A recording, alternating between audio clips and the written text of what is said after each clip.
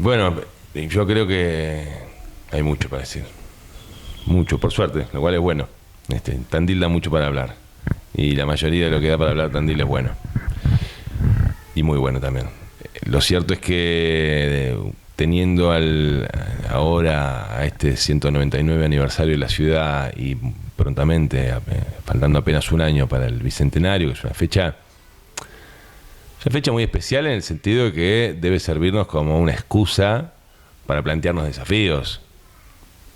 Yo recuerdo cuando me tocó pasar un año nuevo en una iglesia, en una isla en Panamá, solo, en una situación que, bueno, la anécdota es divertida, pero con dos curas que me habían dado alojamiento ahí, cuando tenía 17 años, y ahí acostumbran a hacer hay una misa en Año Nuevo que empieza a 11:30 de la noche y termina 12:30, es decir, la mitad de la misa es el inicio del Año Nuevo. Y siempre me acuerdo lo mismo, que el cura, un gallego, decía que el Año Nuevo no existe, el año es una medida de tiempo que se repite inequívocamente hasta el infinito, que es una excusa para encontrar un hombre nuevo y una sociedad nueva, que sirve para eso, para replantear, para hacer balances, para hacer análisis, para hacer síntesis y para animarnos a afrontar desafíos nuevos. Yo creo que para el caso de Tandil es lo mismo. Tandil es una ciudad maravillosa, con enormes diferenciales, en una Argentina llena de complejidades y dificultades. Tandil, por supuesto, no está exenta de las dificultades y complejidades. De hecho, los índices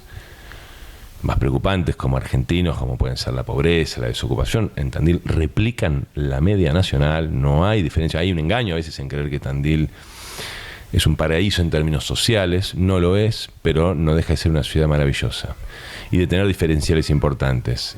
Tal vez el más distintivo sea su matriz productiva, social y cultural diversificada.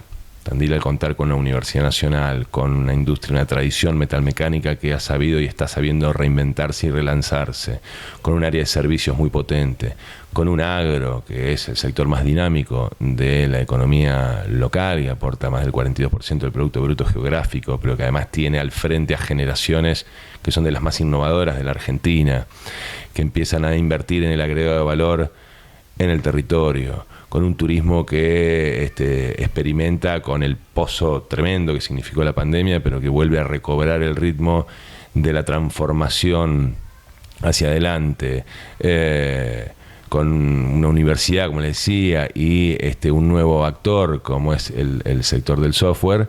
Bueno, eso, a diferencia de otras ciudades intermedias que suelen tener a su matriz económica dependiente de un único vértice, que cuando por distintas razones endógenas o exógenas se ve afectado, golpea a la ciudad entera, Tandil en ese sentido tiene muchas más espaldas para soportar las crisis. El error sería dormirse en los laureles, y otro error es cambiar de novia todo el tiempo dentro de esa matriz, ¿no? Haber dicho que las máximas autoridades de nuestra ciudad en términos públicos, frente a un hecho tal vez el más triste de la historia productiva de la ciudad, como fue el cierre metalúrgica Tandil, las dos frases, y las cito de memoria porque así fueron, de las máximas autoridades de Tandil, una fue que era la crónica de una muerte anunciada, y la otra que la industria metalmecánica tenía certificado de defunción, son dos muestras de no solo de irresponsabilidad, sino además de una mirada muy corta y muy inacabada. Primero porque no es así, y hoy lo estamos viendo, el reverdecer de la industria metalmecánica, que empieza a desvincularse del mercado automotriz, se vincula al petróleo, a la minería, a los ferrocarriles. El año pasado, yo tengo solamente los datos a junio, de enero a junio, altas en blanco por convenio UOM.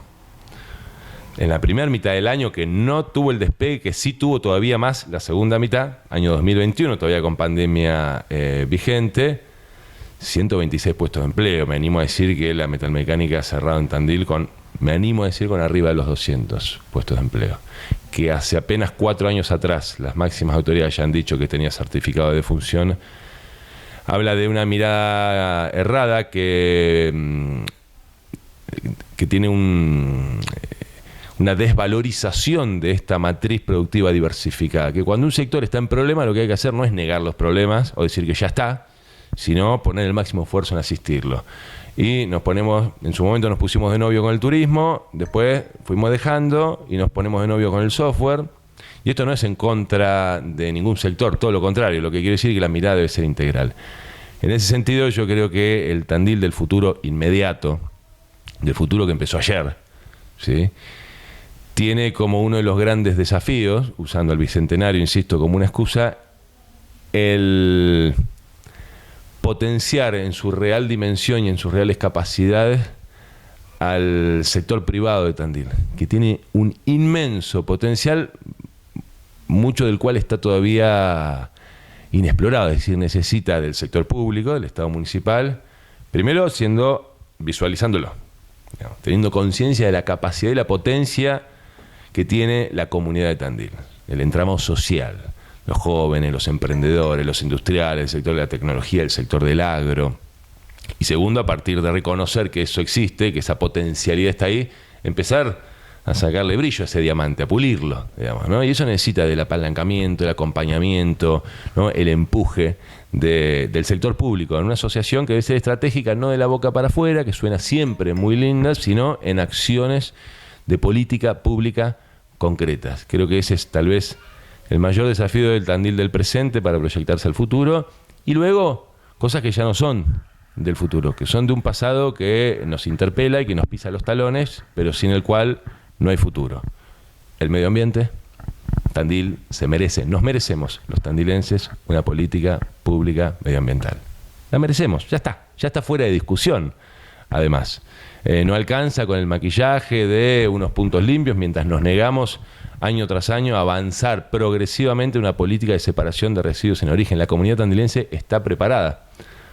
Yo siempre digo que hay un hecho curioso para estudiarlo. En una conducción local, en manos y cabeza del doctor Miguel Ángel Lungui, que ha tenido y tiene un reconocimiento y un respaldo permanente y continuo de la comunidad, lo cual para nosotros es palabra santa. Yo siempre digo, y ustedes me han escuchado, incluso en ocasión del debate sobre las reelecciones, estuve en contra en su momento cuando las cortaron, y cuando me han preguntado, y ahora el doctor Lungui va a poder reelegir, y por supuesto, y menos mal, ¿por qué le vamos a cercenar a nuestro pueblo la posibilidad de elegir a quien creen que es mejor? Y los tandilenses hasta aquí han considerado en 5 ocasiones consecutivas que el mejor es el doctor Miguel Ángel Lungui. Yo no puedo patalear y hacer berrinche con eso, tengo que mejorar yo, me tengo que interpelar. Ahora bien, lo loco de esto es que una persona que ha contado con y que cuenta con un respaldo tan importante, a la hora de devolver la confianza en acciones que tienen a la comunidad como protagonistas, es decir, como hombre de Estado, confiar en la capacidad que va a tener la sociedad que gobernás para tener la responsabilidad y la madurez para llevar a cabo políticas, la separación de residuos en origen, los presupuestos participativos, son 2 ejemplos clarísimos. Yo estoy convencido que la sociedad tandilense está preparada para asumir ese rol, que tiene la capacidad, que tiene las espaldas, que tiene la decisión, la madurez. Falta que confíen en ella, es decir, que le retribuyan la confianza, ¿no? Creo que eso también va a ser una de las claves del futuro inmediato.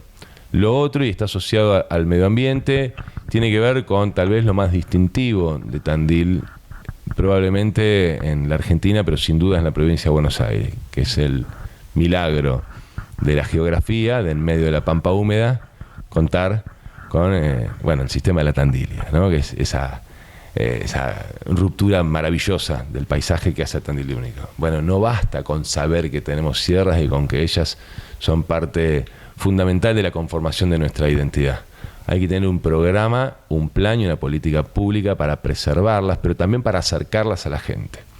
Cuando se aprobó el Plan de Ordenamiento Territorial en el año 2007, uno de los capítulos establecía que el intendente tenía 24 meses para elevar el plan de manejo de sierras. Pasaron, le hacíamos la cuenta de vuelta, creo que 190 meses.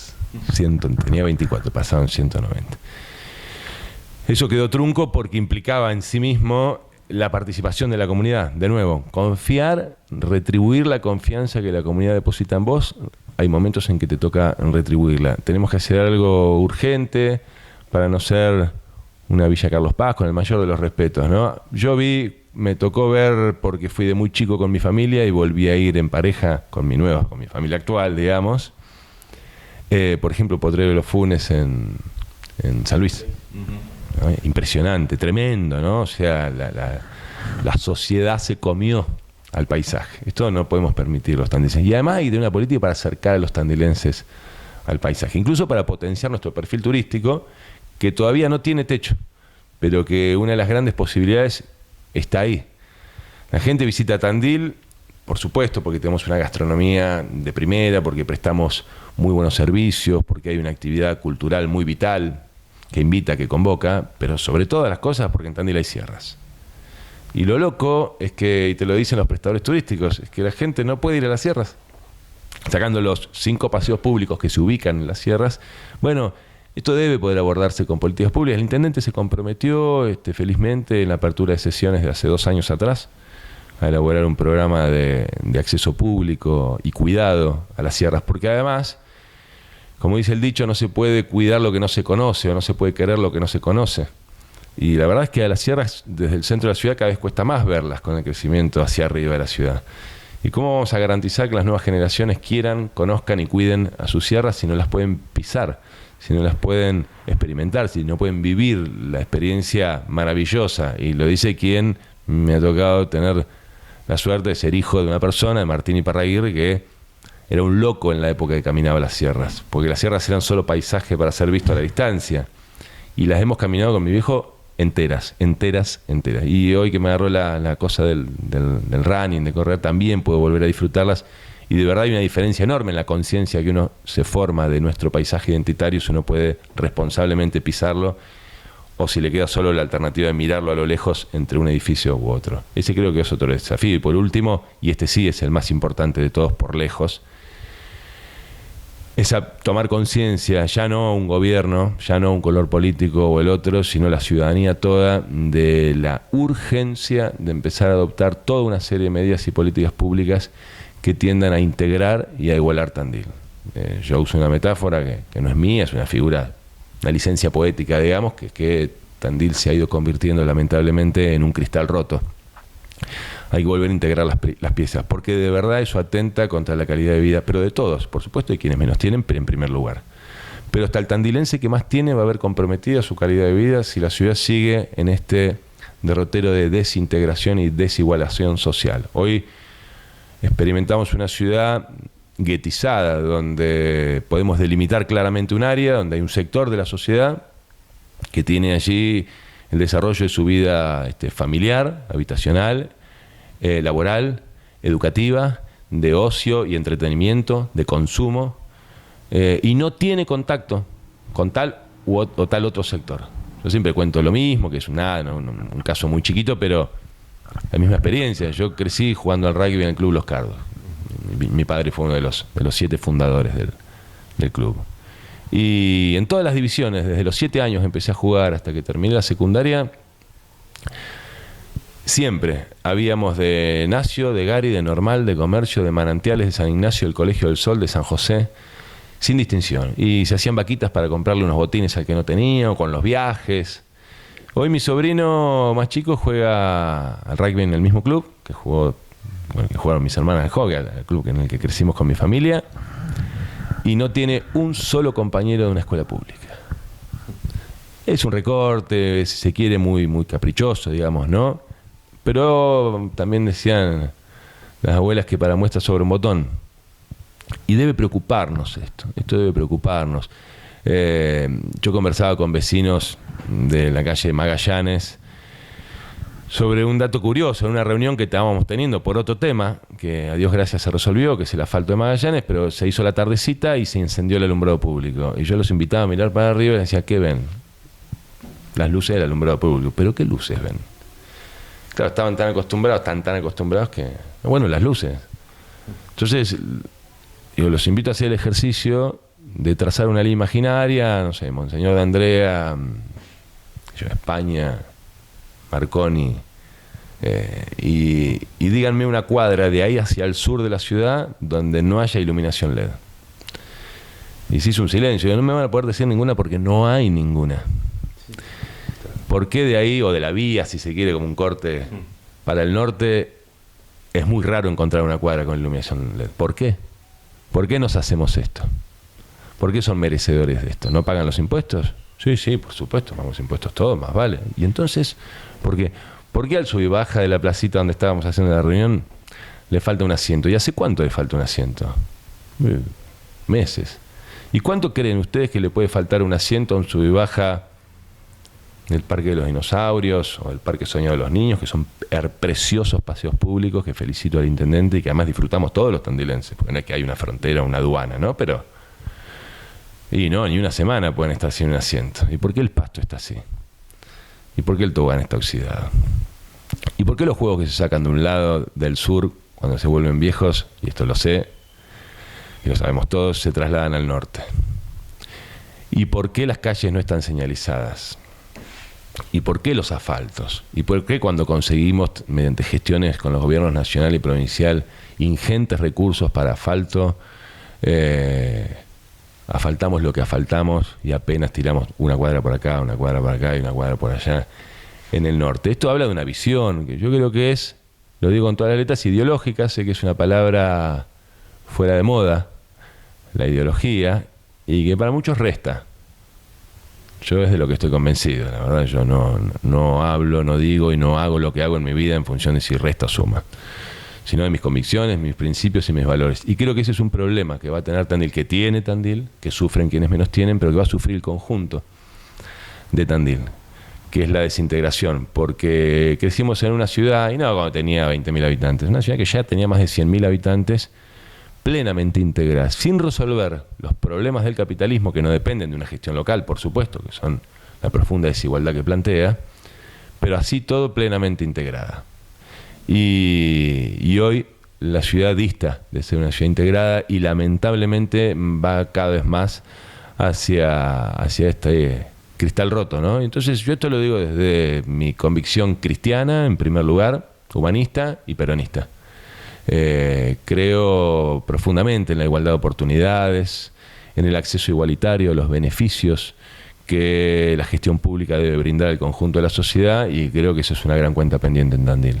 Que en primer lugar no dejen de creer en sí mismos, que no entren en la apatía, la abulia y en definitiva la mediocridad que muchas veces el sistema y a veces la dificultad que la propia vida nos hace atravesar, invita permanentemente, ¿no? Que es la de una sociedad con los brazos bajos, que tiene poca autoestima y que no cree en todo aquello de lo que es capaz. Los tandilenses hicimos la ciudad que hicimos porque fuimos capaces de hacerlo, y entonces no tenemos que perder la fe en nosotros mismos. Hay algo que es distintivo de Tandil, y yo se lo digo siempre a los funcionarios nacionales y provinciales, que además ellos lo notan, y es una autoestima, un orgullo, digamos, tandilense muy distintivo. A veces tiene su costado un poquito negativo, ¿no? Porque es como que nos creemos distintos y especiales y mejores a todo el mundo, pero no hay que dejar de poner en valor que Tandil ha hecho las grandes cosas que ha hecho. Basta ver la historia de la universidad, de la usina, las historias del deporte, de Tandil y de superación, pero también la historia de la producción industrial, agropecuaria, esto que decíamos de que tenemos una generación de productores que hacen la diferencia, que están mirando más allá. Y esto que les decía más temprano del potencial que necesita ese diamante, que necesita ser pulido, ¿no? Bueno, que no perdamos eso, ese es mi deseo, que no dejemos de creer en nosotros mismos y que aspiremos a grandes cosas.